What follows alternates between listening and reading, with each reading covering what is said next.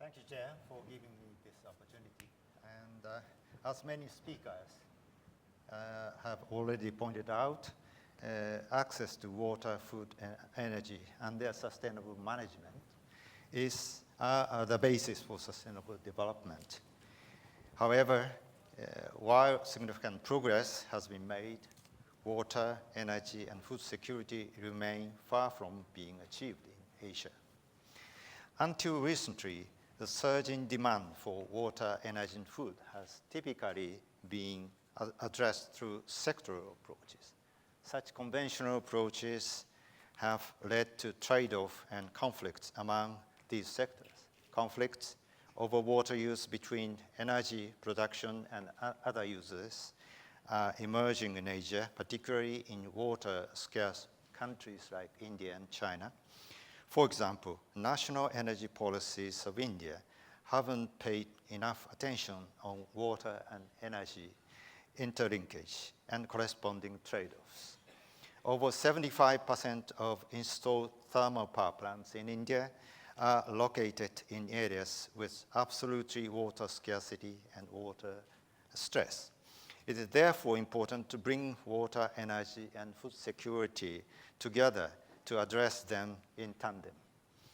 It requires a new nexus-oriented approach to address unsustainable patterns of growth, impending resource constraints, and the impact of trade, investment, and climate policies. For example, decisions taken on the type of energy generation can significantly influence water demand.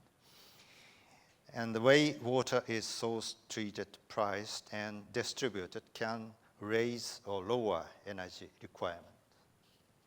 Also, as many speakers have noted, a significant surge in demand for water, energy, and food is projected in Asia, and water supply demand gap is projected to be widened by 40% by 2030.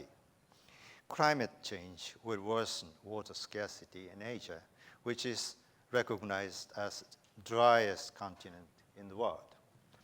Water, energy, and food security are inherently interlinked and interdependent. For example, about 7% of total world energy consumption is accounted for water delivery, and energy sector needs water for fuel extraction, cooling, hydropower generation. Based on IGES estimate, Indian energy sector's water demand will reach to 19 billion cubic meters, which is about 8% of total utilizable water. Food security also relies on supply of water and energy. Indian agriculture sector consumes about 90% of total water withdrawals and 18% of total electricity consumption.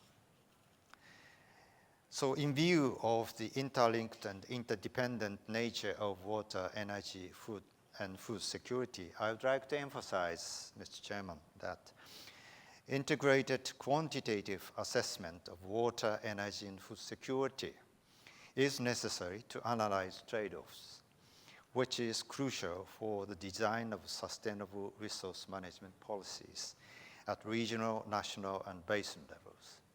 Major outputs expected from the integrated assessment include mapping future water availability, water for energy and food, and optimal allocation of water across competitive demand, greenhouse gas emissions, and other environmental profiles.